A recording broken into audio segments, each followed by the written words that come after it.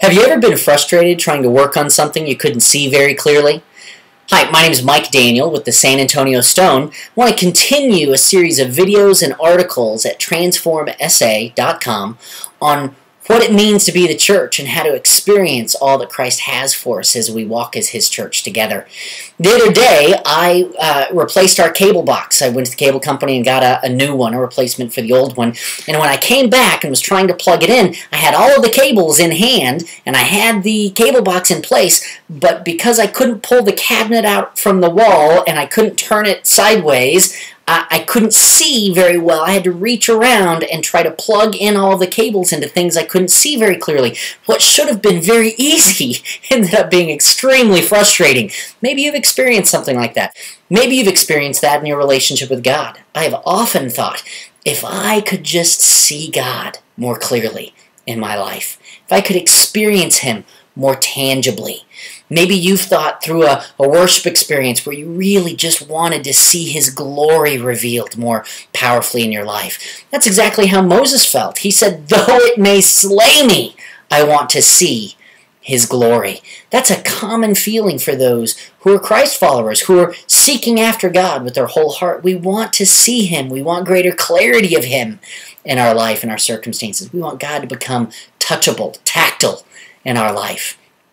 But the Bible is not mute on this topic. In fact, 1 John chapter 4, verse 12 actually says, no one has ever seen God. But if we love one another, God lives in us, and His love is made complete in us.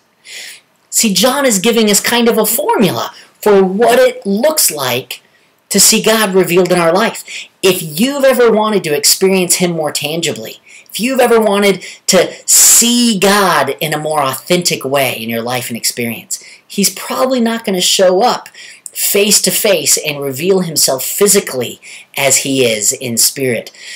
And yet, He gives us an opportunity that as we experience who He is in us, then instead of trying to get my needs met from you, I'm suddenly allowing God in me to be the meter of my needs.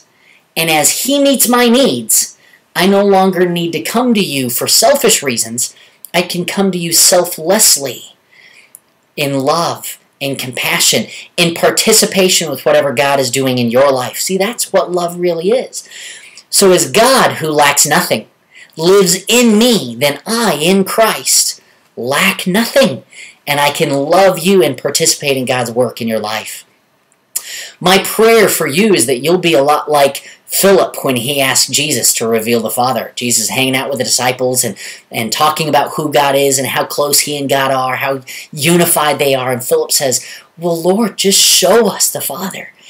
And Jesus is almost hurt. He turns to Philip and says, Philip, don't you know me? In other words, I'm living a dependent life on my Father. Everything that I say, I've heard from Him. Everything that I do, He's told me to do. I've seen from Him. I'm living dependently on Him, so He's revealing Himself through me. If you've seen me, you've seen Him. See, that's the church, that we would live a life so dependently on Christ in us, that He would be the meter of our needs, that every time we need validation, we get it from Him. Every need that we have, we put the expectation on that, on Christ as our source. They're real needs. He doesn't want us to pretend we don't have any needs. He just wants to be the meter of our needs. So when I need validated or a sense of worth or purpose or significance, whatever it is, if I would put that expectation on Him so that Christ in me can be the meter of my need, and God through me can perfect His love and complete it, so that I can grow in my dependence on Christ and grow in my revelation of God by grace in other people's lives, then though no one has seen God, God will reveal Himself through His church as you and I are freed up to love, truly love one another as God is our source in Christ for life. My prayer is that you will experience His life as you depend upon Him, and that you'll walk with me as His church as we reveal Him together.